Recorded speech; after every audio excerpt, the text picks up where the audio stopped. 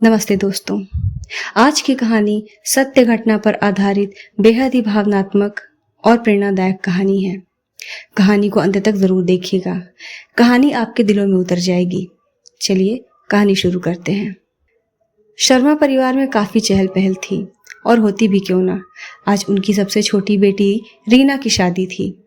शादी में सभी मेहमानों से घर भरा हुआ था और इन सब में शर्मा परिवार की बड़ी बहू सुनीता दौड़ दौड़कर मेहमानों का स्वागत पूरे मन से कर रही थी। मौसी जी, आपने नाश्ता किया? मामी जी, नाश्ता बाहर लगा है, जाइए आप कर लीजिए। और इन्हीं व्यस्तताओं में उसकी नज़र ढूंढ रही थी अपनी सास सरला जी को। वो वहीं कोने में बैठी आंसू बहाती हुई उसे दिखी। उन्हें देखते ही सुनीता ने बनावटी गुस्से में कहा, अरे मम्मी, यहाँ क्यों बैठी हो? सब वहाँ पूरा नाश्ता चट कर जाएंगे, आपके लिए कुछ नहीं बचेगा। सासू माँ ने अपनी बड़ी बहू की तरफ देखा। उनकी आंखों में आंसू थे। अब सुनीता का मजाक चिंता में बदल गया। क्या हुआ मम्मी? आप इतनी खुशी के पल में, जहाँ लोग इतने चहल पहल कर रहे हैं, यहाँ अकेली आंसू क्यों बहा रही हैं? सरला जी ने कहा, आज तुम्हारे बाबूजी होते तो इस शादी में 4 चांद लग जाते। बस उन्हीं को याद करके आंखें भीग गई। अब तो रीना भी चली जाएगी, यह घर और भी सूना हो जाएगा। सोच रही हूँ रीना की विदाई के बाद छोटे बेटे के साथ शहर चली जाऊं और कुछ समय तक वहीं रहूं। सुनीता ने कहा, ठीक है मम्मी, अगर आपकी यही इच्छा है तो आप बिल्कुल छोटे देवर जी के साथ चली जाइए। वैसे भी जब से उनकी शादी हुई है आप एक बार भी शहर नहीं गई। छोटी बहू तो कितनी बार आपसे कहती भी है, लेकिन आपने हमेशा मना किया। आप जाएंगी तो उसे भी अच्छा लगेगा, उसे भी माँ का प्यार मिलेगा। सरला जी मुस्कुराई और दोनों सास बहू नाश्ता करने चली गईं और इस तरह रीना की शादी हुई और उसकी विदाई भी हो गई। 4-5 दिनों के बाद वह दिन भी आ गया जब सरला जी के छोटे बेटे वरुण को शहर बेंगलुरु जाना था, जहां वह एक IT कंपनी में काम करता था और एक फ्लैट उसने 2 साल पहले ही खरीदी थी। वह और उसकी पत्नी उसी अपार्टमेंट के फ्लैट में रहते थे। इस बार सरला जी भी उनके साथ जाने वाली थी। अपनी सास को साथ ले जाने की बात सोच सोचकर छोटी बहू शीला बहुत खुश हो रही थी। बड़ी बहू सुनीता को लग रहा था कि शीला बहुत खुश है सास को ले जाने के लिए, क्योंकि आज तक उसे कभी अपनी सास के साथ समय बिताने का मौका नहीं मिला। वह अंदर ही अंदर थोड़ी दुखी भी थी, क्योंकि वह कहीं न कहीं अपनी माँ रूपी सास को याद करती, लेकिन उनकी खुशी के लिए वह उन्हें रोक भी नहीं सकती थी। और फिर वरुण के साथ में शीला और सरला जी बेंगलोर चले गए। सबकी विदाई करने के बाद सुनीता के घर में सन्नाटा छा गया था। वह मन ही मन अपनी सास को बहुत याद कर रही थी, और करती भी क्यों ना। सरला जी ने हमेशा उसे माँ से कम प्यार नहीं दिया था। हर काम में उसके साथ हाथ बटाती थी और उसका पूरा ख्याल भी रखती थी। शायद यही सब देखकर छोटी बहू शीला भी अपनी सास को अपने साथ ले जाने के लिए उत्साहित थी। इधर बेंगलुरु में सरला जी अपने छोटे बेटे के साथ उसके नए अपार्टमेंट में आ गई। फ्लैट गांव के घर से बहुत छोटा था, मगर शहरों में तो ऐसा ही होता है। उन्होंने कहा, अरे छोटे, तू तो इतने पैसे कमाता है और इतने छोटे से घर में रहता है। वरुण ने मुस्कुराते हुए कहा, मम्मी ये शहर है, यहाँ जिसके पास घर है वही अमीर कहलाता है। और फिर सभी मुस्कुरा दिए। शीला सबके लिए चाय बनाकर लाई। रात का खाना भी शीला ने ही बनाया और सरला जी ने भी मदद की। शीला को बहुत अच्छा लग रहा था कि उसकी सास उसके काम में पूरा हाथ बटा रही है। सरला जी भी मन ही मन खुश थी कि उनकी छोटी बहू भी उनकी बड़ी बहू जैसी ही समझदार है। अगले दिन सुबह काम वाली बाई आई और घर में झाड़ू पोछा करके चली गई, लेकिन खाना शीला को ही बनाना था। साथ ही शीला भी एक प्राइवेट कंपनी में नौकरी करती थी। वह जल्दी जल्दी नाश्ता बना रही थी, क्योंकि वरुण के साथ साथ उसे भी ऑफिस के लिए निकलना था। उसकी व्यस्तता को देखकर सरला जी ने कहा, बेटा तू परेशान मत हो, तू तैयार हो जा, नाश्ता मैं बना दूंगी। शीला खुश हो गई और बोली, थैंक यू मम्मी जी, मुझे भी देर हो रही थी। इतना कहकर वो चली गई। सरला जी नाश्ता बनाने लगी। उन्होंने आलू के पराठे बनाए और नाश्ते की टेबल पर लगा दिए। आलू के पराठे देखकर शीला थोड़ा उखड़ गई और बोली, मम्मी जी आलू के पराठे क्यों बनाए हैं? आप कुछ और नहीं बना सकती थी? सरला जी को थोड़ा अजीब लगा। क्यों बहू, क्या तुझे पसंद नहीं? शीला ने बात संभालते हुए कहा, नहीं नहीं मम्मी जी, आपको इसे बनाने में ज्यादा मेहनत करनी पड़ी होगी, इतनी मेहनत की क्या जरूरत थी? इतना बोलकर शीला नाश्ता करने लगी। तब तक वरुण भी आ गया। दोनों नाश्ता करके चले गए। जाते जाते शीला ने कहा, मम्मी दोपहर का खाना हमारे लिए मत बनाना, हम शाम को सीधे रात में ही खाना खाएंगे। सरला जी को थोड़ा अजीब लगा, पर उन्होंने ध्यान नहीं दिया। नाश्ते की प्लेट उठाई और बेसिन में रखाई। अब वो घर पर अकेली थी। दोपहर होने पर जब उन्हें भूख लगी तो उन्होंने थोड़ा सा दाल चावल सिर्फ अपने लिए बना लिया, क्योंकि बहू ने दोपहर का खाना उन दोनों के लिए बनाने से मना किया था। खाना बनने के बाद खा पीकर वो दोपहर में आराम करने लगी। शाम को जब शीला आई तो उसने कहा, मम्मी जी थोड़ा 1 कप कॉफी बना दीजिए, बहुत थक गई हूँ। सरला जी को अजीब तो लगा, पर उन्होंने सोचा बहुत थकी है, पर उन्हें कॉफी बनाना नहीं आता था, तो उन्होंने कहा, बेटा मुझे कॉफी बनाना नहीं आता। शीला झुंझला गई और बड़बड़ाते हुए बोली, क्या मम्मी जी, इतनी सिंपल सी चीज भी आपको बनानी नहीं आती? बोलकर खुद जाकर किचन में कॉफी बनाने चली गई। किचन में जाते ही शीला जोर जोर से चिल्लाने लगी, ये क्या मम्मी जी, सिंक में इतना सारा बर्तन पड़ा है, आपने बर्तन भी नहीं धोए, और ये दाल चावल के बर्तन ये कैसे आए, किसके लिए बनाया आपने? सरला जी बहू के इस व्यवहार से अचंभित रह गईं और डरते हुए बोली, बहू मैंने अपने लिए दोपहर के खाने में दाल चावल बनाया था। शीला गुस्सा करते हुए बोली, किससे पूछकर अपने लिए बनाया? एक बार पूछ तो लेती। एक तो इतनी महंगाई है, पता भी है आपको दाल चावल कितने महंगे मिलते हैं? हम तो कभी कभार ही बनाते हैं, कार्ब्स ज्यादा होते हैं इसमें। सरला जी कुछ नहीं बोल पाई। उन्हें समझ नहीं आ रहा था कि इतना बड़ा कौन सा अपराध कर दिया उन्होंने। तब तक शीला फिर चिल्लाई, और ये बर्तन ये कौन धोएगा? ये मत सोचिएगा कि मैं थक कर आने के बाद बर्तन धोऊंगी। सरला जी ने कहा, नहीं नहीं बेटा, मैं धो देती हूँ। तब तक वरुण भी आ गया। सरला जी उम्मीद भरी नजरों से वरुण की तरफ देख रही थी, पर वरुण ने कुछ नहीं कहा और कमरे में चला गया। सरला जी चुपचाप बर्तन धोते हुए सोच रही थी, बड़ी बहू कितने प्यार से हमेशा मुझसे बात करती थी, और ये कैसा व्यवहार कर रही है मुझसे। मैं एक भी दिन यहाँ और नहीं रुकूंगी। रात का खाना भी सरला जी को ही बनाना पड़ा और रात के बर्तन भी धोने पड़े। बहू रसोई में झांकने भी नहीं आई। अगले दिन फिर से वही रूटीन। नाश्ता बनाने की जिम्मेदारी सरला जी को दे दी गई। उन्होंने शीला से हाथ बटाने के लिए कहा तो शीला ने जवाब दिया, अरे वाह मम्मी जी, वहाँ बड़ी दीदी के साथ तो आप इतना उछल उछल कर काम करती थी, और यहाँ 2 लोगों का नाश्ता खाना बनाने में आपको इतनी दिक्कत हो रही है। इतना भेदभाव अच्छा नहीं है। यह कहकर शीला तैयार होने लगी। सरला जी को अकेले ही नाश्ता बनाना पड़ा। आज काम वाली भी झाड़ू पोछा करने के लिए नहीं आई थी, तो सबके जाने के बाद सरला जी ने पूरे घर में झाड़ू पोछा भी लगाया। दोपहर को खुद के लिए खाना बनाने की हिम्मत नहीं हुई। जो सुबह के पोहे बचे थे वही खा लिए। शाम को शीला और वरुण के आने के बाद उन्होंने दोनों को कॉफी दी और कहा, आज काम वाली नहीं आई थी, जरा पता कर लेना कहाँ रह गई थी। शीला ने बेपरवाह होकर फोन चलाते हुए कहा, अरे मम्मी जी, वो मैं बताना भूल गई थी, काम वाली 15 दिन की छुट्टी पर गई है, तो सारा काम आपको ही करना पड़ेगा, इतना तो कर ही सकती हैं आप। सरला जी ने वरुण की तरफ देखा। वरुण ने कुछ नहीं कहा। सरला जी ने वरुण से कहा, तू भी यही चाहता है कि घर का सारा काम और खाना मैं ही सब करूं? वरुण ने कहा, तो क्या हो गया माँ, कितना बड़ा घर ही है हमारा, और क्या ये आपका घर नहीं? अपने घर में काम करने में कैसी शर्म।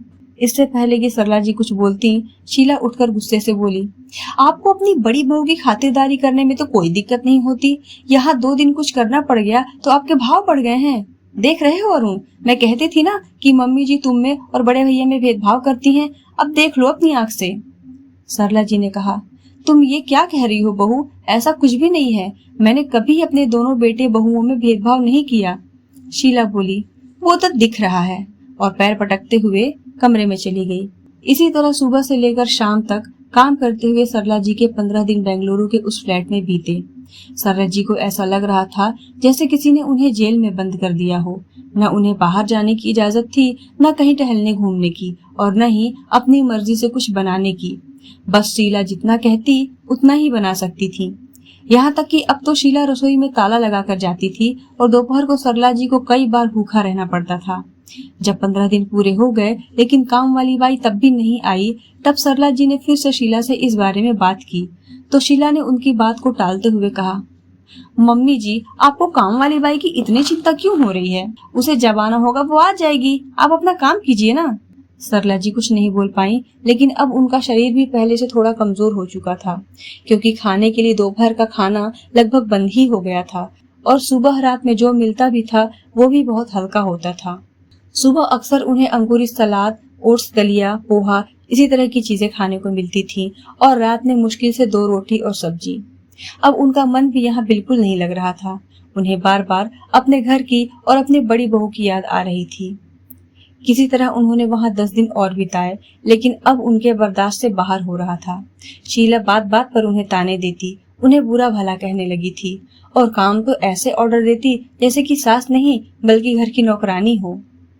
एक रात धीरे से सरला जी ने हिम्मत उठाकर वरुण और शीला से घर जाने की बात करने के लिए उनके कमरे की तरफ बढ़ ही रही थीं कि बहू और बेटे की बात सुनकर उनके कदम वहीं रुक गए। शीला वरुण से कह रही थी, अच्छा हुआ जो तुम्हारी माँ को हम यहाँ लेकर आ गए। अब कम से कम ऑफिस जाने के बाद मुझे खाने नाश्ते की चिंता नहीं होती और काम वाली बाई को भी मैंने भगा दिया है। सिर्फ इतने छोटे से घर में झाड़ू पोछा करने का 8,000 लेती थी। मैं तुम्हारी माँ को इतनी आसानी से जाने नहीं दूंगी, वरना फिर से मेरा वही बिजी शेड्यूल शुरू हो जाएगा। इस समय मुझे काफी आराम है। उनकी बातें सुनकर शीला जी का दिल धक से रह गया। उन्हें पता चल चुका था कि बेटा बहू उन्हें यहाँ सिर्फ काम करवाने के लिए ही लाए थे। वो यह बात किसी तरह अपने बड़े बेटे और बहू को बताना चाहती थी, लेकिन उनके पास कोई साधन नहीं था। घर में पहले एक फोन रखा रहता था, उसे भी अब शीला अपने पास ही रखती थी। सरला जी को समझ नहीं आ रहा था कि वह करे तो करें क्या। आखिर बड़ी बहू और बेटे तक अपनी बात कैसे पहुंचाए। इसी चिंता और आंसुओं में उनकी वह रात बीत गई। फिर भी अगले दिन रात में जब वरुण और शीला ऑफिस से आए तो सरला जी ने उनसे घर जाने की इच्छा जताई। उन्होंने कहा, बेटा लगभग 1 महीना होने वाला है मुझे यहाँ आए। अब मुझे गांव वापस जाना है। मुझे मेरे घर की बहुत याद आ रही है। तुम मुझे पहुंचा दो और अगर तुम्हारे पास समय नहीं है तो बड़े भाई को फोन कर दो, वो मुझे लेने आ जाएगा। सरला जी की बातें सुनते ही शीला गुस्से से आग बबूला हो गई। आप क्यों ऐसे जाने के लिए मरी जा रही हैं? हम यहाँ आपको इतने अच्छे से फ्लैट में रखे हैं, 24 घंटे एसी चलता है, आराम से पड़ी हुई हैं, उसके बाद भी आपको गांव ही जाना है? आपको वहाँ का गोबर गंदगी ही पसंद आती है? एक बात आपको मैं बता देती हूँ, आप गांव नहीं जाएंगी जब तक मैं नहीं कहती, और बहुत ज्यादा दिमाग लगाने की जरूरत नहीं है। चुपचाप जहाँ है वहीं रहिए। अब सरला जी के सब्र का बांध टूट चुका था। उन्होंने वरुण पर चिल्लाते हुए कहा, तुझे दिखाई नहीं दे रहा कि तेरी बीवी किस तरह तेरी माँ पर अत्याचार कर रही है और तू यहाँ मुंह बंद करके बैठा हुआ है? आज मुझे समझ आ रहा है कि मेरी बड़ी बहू सिर्फ मेरी बड़ी बहू नहीं, बेटी से बढ़कर थी। उसने आज तक कभी मुझसे ऊंची आवाज में बात भी नहीं की होगी और यह तो मुझे ऐसे ऑर्डर देती है जैसे कि मैं इसकी नौकरानी हूँ। मैं यहाँ एक भी दिन नहीं रुकूंगी। चल मुझे गांव छोड़कर आ, नहीं तो मैं बड़े को बोल दूंगी। वरुण कुछ बोलता उससे पहले ही शीला ने कहा, ऐसे कैसे आप बड़े भैया को बुला लेंगी? मम्मी जी, बुलाएंगी कैसे? ना आपके पास फोन है, ना आप बाहर जाती हैं। अब मैं भी देखती हूँ कि आप कैसे गांव जाती हैं। इतना कहकर शीला अपने कमरे में चली गई। सरला जी वहीं बैठकर रोने लगी और अपनी किस्मत को कोसने लगी कि वह क्यों यहाँ आई थी। अगले दिन शीला ने किटी पार्टी रखी हुई थी, जिसमें उसने अपनी 4-5 सहेलियों को बुलाया था। किटी पार्टी के लिए काफी सारा अलग अलग तरह का खाना बनाना था और यह सारा अलग अलग तरह का खाना बनाने की जिम्मेदारी सरला जी के ऊपर थी। इनमें से बहुत सारी चीजें ऐसी थीं जिनका नाम भी कभी सरला जी ने नहीं सुना था। शीला ने उन चीजों को बनाने की विधि YouTube से सरला जी को दिखाई। सरला जी को जितना जैसे समझ आया उन्होंने वैसा बना दिया। शाम को जब शीला की सहेलियां आई तो सब हंसी मजाक कर रही थीं और ताश के पत्ते खेल रही थीं। सरला जी किसी नौकरानी की तरह उनके सामने नाश्ते की प्लेट सजा रही थी और अंदर से खाने का सामान ला रही थी। जब सरला जी अंदर खाना लगा रही थी तभी उन्होंने सुना शीला की एक सहेली कह रही थी, वाह शीला, तेरे ही मजे हैं। अपने गांव से सास के रूप में अच्छी खासी मुफ्त की नौकरानी लेकर आ गई है। यहाँ तो काम वाली रख लो, सिर्फ झाड़ू पोछा करेगी एक टाइम और 8,000 लेकर चली जाती है। न बर्तनों को हाथ लगाती है और खाना तो भूल ही जाओ। अगर सारा काम करवाना है तो 20 से 25,000 रुपए तो तैयार रखो और शहर में इतने सारे पैसे बचाना बहुत बड़ी बात है। तू तो बड़ी स्मार्ट निकली। इतना कहकर सभी हंसने लगी। रसोई में सरला जी आंसू बहा रही थी और अपनी किस्मत को कोसने के अलावा कुछ नहीं कर सकती थी। वह मन ही मन भगवान से दुआ कर रही थी कि किसी भी तरह भगवान उनके बड़े बेटे या बहू में से किसी को भी भेज दे। तब तक शीला बाहर से चिल्लाई, अरे मम्मी जी सो गई क्या रसोई में? यहाँ हम लोग कब से बैठे हुए हैं, कुछ खाने को देंगी? उतना सारा खाना खुद ही खाने के लिए बनाया है क्या? सरला जी ने जल्दी जल्दी नाश्ते और खाने की प्लेट लगाकर बाहर सबके सामने रख दिया। जैसे ही शीला ने उनके बनाए हुए नाश्ते को चखा, प्लेट उठाकर वहीं सरला जी पर फेंक दी और बोली, ये क्या बना दिया है आपने? मैंने आपको इतने अच्छे से पूरा मेथड बताया था कि किस तरीके से बनाना है, पूरा वीडियो भी आपको दिखाया था, लेकिन आपकी मंदबुद्धि दिमाग में कोई बात पहुंचती है कि नहीं? सारा सामान बर्बाद कर दिया। इतने सारे पैसे खर्च करके मैं सामान लेकर आई थी और यह सारा पता नहीं क्या बना दिया है। आप ही खाइए इसे, क्योंकि जो बना है उसे तो कुत्ता भी नहीं खाएगा। ऐसा कहकर दूसरी प्लेट भी शीला ने सरला जी की तरफ फेंका और वो प्लेट सीधे दरवाजे के पास जा गिरी। उसी समय दरवाजे से दो लोग अंदर आए। इन्हें देखकर शीला के होश उड़ गए। उसका चेहरा डर से पसीना पसीना हो गया। ये दोनों और कोई नहीं बल्कि सरला जी के बड़े बेटे और बड़ी बहू थे, जो अपनी माँ से मिलने के लिए आए थे। लेकिन यहाँ का नजारा देखकर उन्हें सब कुछ समझ में आ चुका था। बड़ी बहू से रहा नहीं गया। उसने आओ देखा ना ताओ और वहीं सबके सामने शीला को गाल पर एक तमाचा जड़ दिया और बोली, तुझे शर्म नहीं आती? तू क्या बोलकर माँ जी को हमारे पास से लेकर आई थी और यहाँ तूने उन्हें नौकरानी बनाकर रख दिया है। जिन माँ जी के आगे पीछे खुद 10 नौकर गांव में लगे रहते हैं तो उनसे अपनी गृहस्थी का काम करवाती है। तुझे शर्म नहीं आती? मन तो करता है तेरा गला दबाकर यही तुझे मार दूं, लेकिन मैं अपने हाथ खराब नहीं करना चाहती। मैं अपनी माँ जी को अभी इसी वक्त लेकर जा रही हूँ। मैं सोच ही रही थी कि 1 महीने से ज्यादा हो गया, माँ जी ने हमें एक बार फोन क्यों नहीं किया, और तुम लोगों को जब भी मैं फोन करती तो तुम लोग कोई न कोई बहाना बताकर माँ जी से बात ही नहीं करवाते थे। मुझे लग रहा था कि जरूर कुछ गड़बड़ है और यहाँ आकर जो देख रही हूँ उससे ये बात साबित हो चुका है। इतना कहकर बड़ी बहू सुनीता ने सरला जी को आहिस्ता से पकड़ा और बोली, चलिए माँ जी, हमें माफ कर दीजिए जो हमने आपको इन दुष्टों के साथ भेजा। सरला जी ने कहा, नहीं नहीं बेटा, अच्छा हुआ मैं यहाँ आई। मुझे अपने छोटे बेटे और बहू का असली चेहरा तो दिखा। जाते जाते सरला जी ने शीला से कहा, सुन, यह फ्लैट जो तुम लोगों ने मेरे पति के आधे पैसे से लेकर लिया था, अब बस यही संपत्ति है तुम्हारे पास, क्योंकि गांव से मैं 1 फूटी कौड़ी भी नहीं दूंगी। यह बात मेरे नालायक बेटे वरुण से भी कह देना और कह देना कि आज के बाद उसकी माँ उसके लिए मर गई।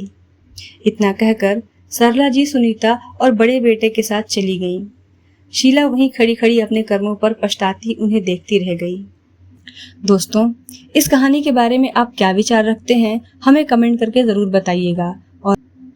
और अगर ये वीडियो पसंद आई हो तो हमें हाइप कीजिए, साथ ही चैनल को भी सब्सक्राइब कर लीजिएगा। राधे राधे।